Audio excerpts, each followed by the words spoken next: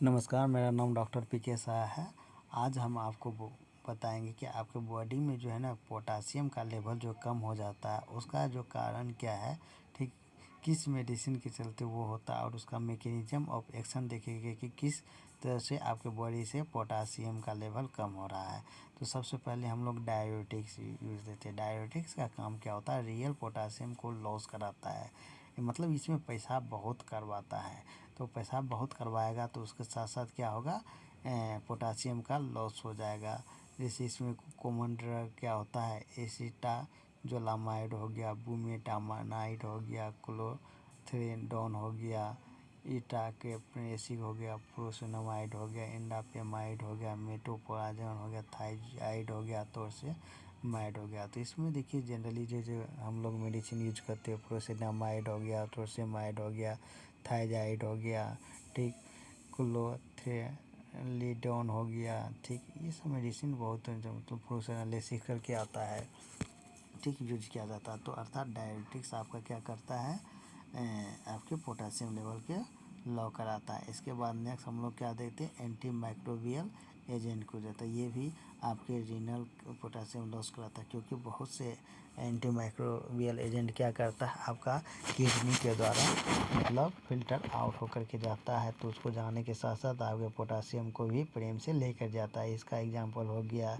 एम्पिलिसिलिन हो गया, पेनिसिलिन हो गया, एमिनोग्लाइकोसाइड हो गया, एम्फोटेरिक्सिन हो गया, ठीक, फोस्केरनेट हो गया, नेप्सिलिन हो गया, ये सब आपका एंटीबायोटिक हो गया, ठीक। तो हम लोग जनरली जो एम्पिसिलिन, पेनिसिलिन, एमिनोग्लाइकोसाइडेज, एम्फोटेरिक ये सब मतलब यूज क्या करते हैं, अगर ये बहुत दिन से कर रहे हैं तो आप उसका जो है पोटासियम लेवल का जांच करवा ले। उसी टाइप से अगर आप डायबिटिक्स भी बहुत दिन से यूज कर रहे हैं या मतलब इमरजेंसी में भी कर रहे हैं तो पोटासियम का उसका जो है ना इलेक्ट्रोलाइट जरूर करवा लिया कीजिए। इसके बाद नेक्स्ट देखते हैं बीटा 2 रिसेप्टर एगोनिस्ट, ठीक, ये इसमें क्या करता है, ये shift potassium from the extracellular fluid to intracellular fluid compartment.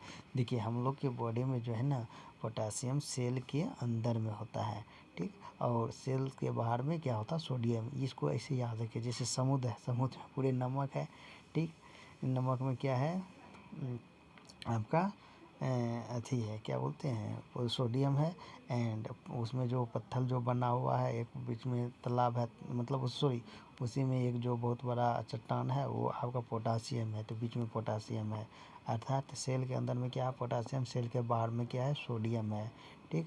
तो ये सोडियम को जो है ना सेल के अंदर से निकाल देता है और उसमें सेल में सोडियम को डाल देता है और पोटासियम को सेल के बाहर निकाल देता है। ये आपका बीटा 2 रिसेप्टर एगोनिस्ट होता है। ये आपका एग्जांपल होता है एल्बिटिरोल हो गया, इफेड्रिन हो गया, एफेनेफ्रिन हो गया, फोमोटिरोल हो गया, आइसोप्रोटिरिनोल हो गया, सूडो इफेड्रिन हो गया, टर्बिटालिन हो गया, सल्मेटिरोल हो गया। जनरली ये सब बीटा 2 रिसेप्टर कहाँ रहता है, आपका अस्थमा, सीओपीडी या कफ या आपका बीपी और का ये सब में जल्दी मतलब इनहेलर के रूप में यूज किया जाता है।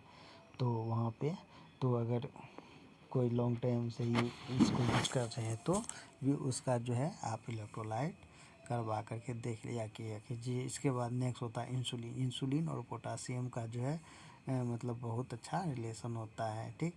अगर आपका पोटासियम का कमी हो गया, अधिक हो गया, तो उस समय इंसुलिन मतलब जो है ना, ये इंसुलिन का जो मैकेनिज्म ऑफ एक्शन है पोटासियम पे के द्वारा ही होता है।